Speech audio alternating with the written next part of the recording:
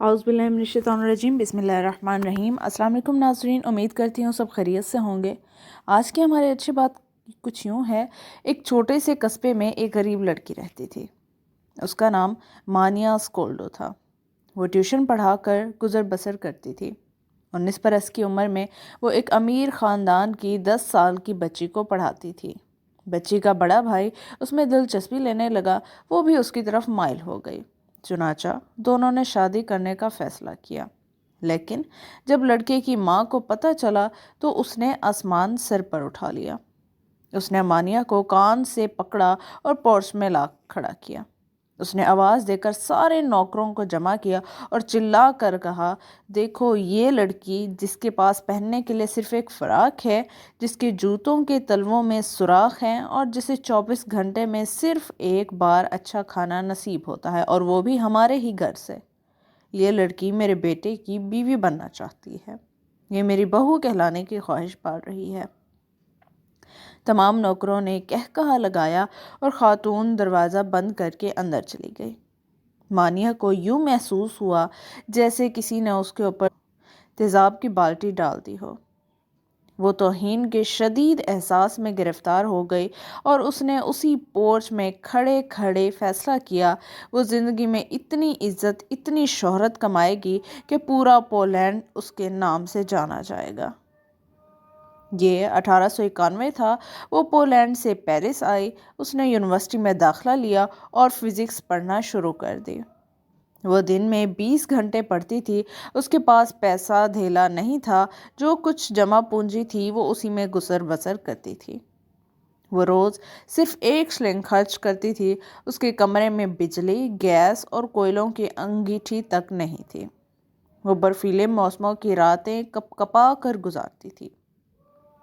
جب سردی برداشت سے باہر ہو جاتی تھی تو وہ اپنے سارے کپڑے نکالتی تھی، آدھے بستر پر بچھاتی تھی اور آدھے اپنے اوپر اوڑھ لیتی تھی۔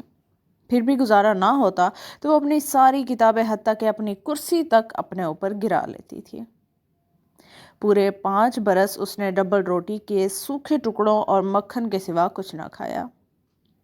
نکاحت کا یہ عالم ہوتا، وہ بستر پر بیٹھے بیٹھے بے ہوش ہو جاتی تھی، لیکن جب ہوش آتا تھا تو وہ اپنی بے ہوشی کو نیند قرار دے کر خود کو تسلی دے لیتی تھی۔ وہ ایک روز کلاس میں بے ہوش ہو گئی۔ ڈاکٹر نے اس کا معائنہ کرنے کے بعد کہا، آپ کو دوا کے بجائے دودھ کے 1 گلاس کی ضرورت ہے۔ اس نے یونیورسٹی ہی میں پائرے نام کے ایک سائنسدان سے شادی کر لی تھی۔ وہ سائنسدان بھی اسی کی طرح مفلوق الحال تھا۔ شادی کے وقت دونوں کا کل اثاثہ 2 سائیکل تھے۔ وہ غربت کے اسی عالم کے دوران پی ایچ ڈی تک پہنچ گئی۔ مانیا نے پی ایچ ڈی کے لیے بڑا دلچسپ موضوع چنا تھا۔ اس نے فیصلہ کیا وہ دنیا کو بتائے گی یورینیم سے روشنی کیوں نکلتی ہے۔ وہ ایک مشکل بلکہ ناممکن کام تھا، لیکن وہ اس پر ڈٹ گئی۔ تجربات کے دوران اس نے ایک ایسا عنصر دریافت کر لیا جو یورینیم کے مقابلے میں 20 لاکھ گنا روشنی پیدا کرتا ہے، اور اس کی شعاعیں لکڑی، پتھر، تانبے اور لوہے غرض دنیا کی ہر چیز سے گزر جاتی ہیں۔ اس نے اس کا نام ریڈیم رکھا۔ یہ سائنس میں ایک بہت بڑا دھماکہ تھا۔ لوگوں نے ریڈیم کا ثبوت مانگا۔ مانیا اور پائری نے ایک خستہ حال احاطہ لیا جس کی چھت سلامت تھی اور نہ ہی فرش، اور وہ 4 برس تک اس احاطے میں لوہا پگھلاتے رہے۔ اس نے تن و تنہا 8 ٹن لوہا پگھلایا اور اس میں سے مٹر کے دانے کے برابر ریڈیم حاصل کی۔ یہ 4 سال ان لوگوں نے گرمیاں ہوں یا سردیاں اپنے جسموں پر جھیلیں۔ بھٹی کے زہریلے دھوئیں نے مانیا کے پھیپھڑوں میں سوراخ کر دیے، لیکن وہ کام میں ڈٹی رہی۔ اس نے ہار نہ مانی، یہاں تک کہ پوری سائنس اس کے قدموں میں جھک گئی۔ یہ ریڈیم کینسر کے لاکھوں کروڑوں مریضوں کے لیے زندگی کا پیغام لے کر آئے۔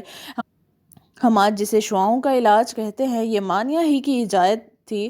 اگر وہ لڑکی 4 سال تک لوہا نہ پگھلاتی تو آج کینسر کے تمام مریض مر جاتے۔ یہ لڑکی دنیا کی واحد سائنسدان تھی جسے زندگی میں 2 بار نوبل پرائز ملا، جس کی زندگی پر 30 فلمیں اور سینکڑوں کتابیں لکھی گئیں، اور جس کی وجہ سے آج سائنس کے طالب علم پولینڈ کا نام آنے سے سر سے ٹوپی اتار دیتے ہیں۔ جب دنیا نے مادام کیوری کو اس ایجاد کے بدلے اربوں ڈالر کی پیشکش کی تو اس نے پتہ ہی کیا کہا، اس نے کہا، میں یہ دریافت صرف اس کمپنی کو دوں گی جو پولینڈ کی ایک بوڑھی عورت کا مفت علاج کرے گی، اور جس نے کبھی کیوری کو کان سے پکڑ کر باہر نکالا تھا وہ اس وقت کینسر کے مرض میں مبتلا ہو چکی تھی اور وہ اس وقت بستر مرگ پر پڑی تھی۔ امید کرتی ہوں آج کی اچھی بات سے بہت کچھ سیکھنے کو ملا ہوگا۔ اللہ حافظ۔